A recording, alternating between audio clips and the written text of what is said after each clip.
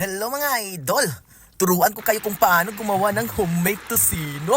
Grabe mga idol, ang sarap nito. Eto mga idol, simulan na natin mga idol. Ini-slice ko lang ng maninipis yung karne ng baboy natin mga idol. Ito, 1 kilo to mga idol. Yan mga idol, binabad ko muna ito sa Sprite at minekas-mekas mga idol. Yan mga idol, kalahati ng Sprite na litro at saka isa't kalahating cup ng sugar. Yan mga idol, brown sugar mga idol. At eto, nilagyan ko na ng pakulay mga idol, yung red at saka orange mga idol, pinaghalo ko. Yan mga idol, At saka ito mga idol, nilagyan ko rin ng aswete. Yan, para mas matingkad yung kulay mga idol. At eto naman yung next mga idol, nilagyan natin ng Ajinomoto. Ayan mga idol, pampasarap mga idol. Tingnan nyo naman mga idol, Ganda na ng kulay mga idol. Grabe. Mekas-mekas lang talaga yung mga idol. Importante talaga. Yun sa pinakauna mga idol, minekas-mekas ko yan ng 20 minutes mga idol bago ko nilagay yung pampalasa. At nakita nyo mga idol, nilagyan natin ng isang buong pack ng ginisa mix. At eto naman yung curing salt natin mga idol. Yun mga idol, mekas-mekas ng mga idol. Pampalambot din yun mga idol. At eto naman mga idol, asin.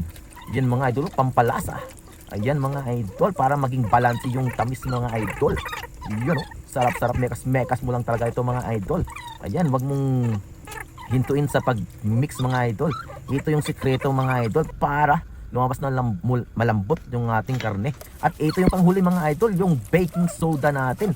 Kaunti lang mga idol. At ito na yung pinakahuling timplada natin. Yan mga idol, baking soda mga idol, pampalambot din yan. Yan mga idol, grabe mga idol.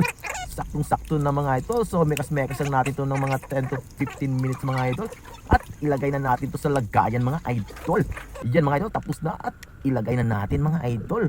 Pwede pang negosyo mga idol, Kung merong mag-order, pwede na rin. Yan mga idol, Yan, i-file lang natin mga idol para mas maganda pag niluto na natin. Yan mga idol, ilagay lang natin dito sa ref. Yan, sa chiller. Yan, sa baba lang mga idol. Tapos kinabukasan, pwede na lutuin mga idol.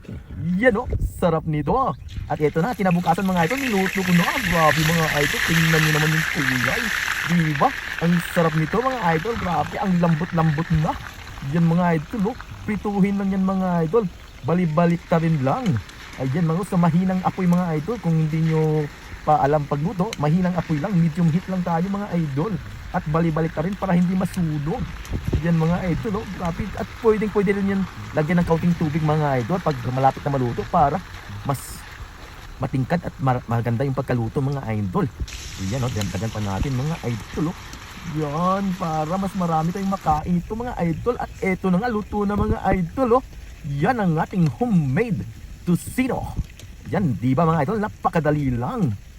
Yan wow, sarap nito mga idol. Grabe talaga siya, So thank you for watching. Follow and share for more videos. Tara, kain na!